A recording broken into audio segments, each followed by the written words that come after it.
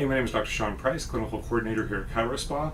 This is video number 4 in our 6-part video series on how to achieve ultimate health. And the reason I'm doing this video is because it's important that you understand, it's important that patients understand that that health is not that complicated. Achieving optimal health is not that complicated. If you pay attention to these 6 key factors and you make sure that they're at their peak, then your health will be phenomenal and you will have focus, you will have energy, you'll have normal sex drive, you'll have the energy and the vitality to play with your kids and achieve the things that you're put here on this earth and meant to do. The opposite, unfortunately, is also true.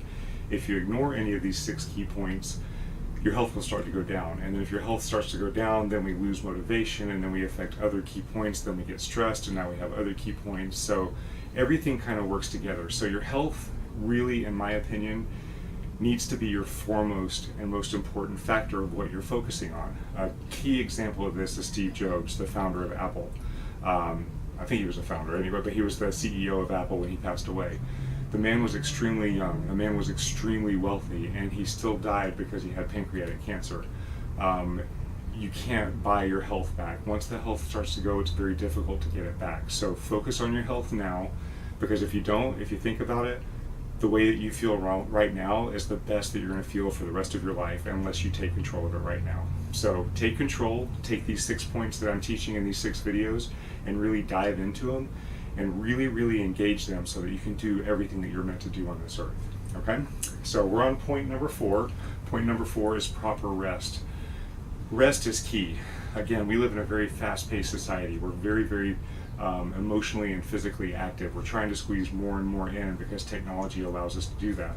One of the things that gets sacrificed is rest and sleep. And I'm one of those people that are guilty of that. I really like to go, and sometimes don't sleep appropriately. So there's a couple factors that you need to keep in mind.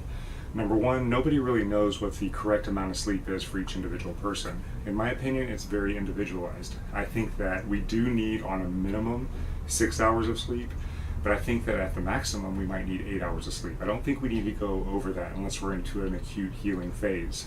But one of the key factors is the time that you do sleep. Numerous studies, numerous healing arts talk about the quality of sleep is so much higher when you sleep before midnight versus after midnight. So what do I mean by that? So let's take 2 people, or let's take one person, let's say they get 8 hours of sleep. The first night they get 8 hours of sleep, they go to bed at 10 o'clock and they get up at 6 o'clock. When they wake up, they're going to feel refreshed, they're going to feel that response to that sleep. If that same person slept from 12 o'clock at night or 12 o'clock a.m. until 8 o'clock a.m., it's the same amount of sleep. They're not going to feel as refreshed when they wake up. They're going to feel more groggy. They're not going to feel like they got that restful sleep. And there are a lot of different theories about why this happens, but our circadian rhythms, it turns out that the amount of sleep that we get before midnight is the highest quality of sleep. So the more we can sleep before midnight, the more refreshed we'll feel. And it doesn't mean go to bed at 6 o'clock p.m. and wake up at 2 a.m. It doesn't work like that. But if you can go to bed around 9 or 10 o'clock and get up around 5 or 6 o'clock in the morning, you should feel pretty refreshed.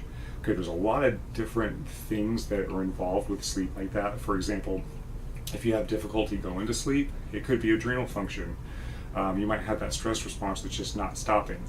One of the things to do for that, make sure there are no electronics in your room. Make sure that you're not looking at your iPads or your iPhone or any of your electronic devices, because that blue light will stimulate your pineal gland, make your hypothalamus think that it's daylight outside, and your body won't be ready to go to sleep. So stop all of the blue light, stop the TV, stop the electronic stimulation, a couple hours before it's time to go to bed. When you go to bed, just go to bed to go to bed. Make sure it's nice and dark, maybe read a book, but don't have TV on, don't go to bed early and watch TV and then try to lay down and go to sleep. Make your room the place that you sleep. Okay, so that's a trick that you can use. Now let's say you don't have any difficulty going to sleep, but you wake up at certain times of the night.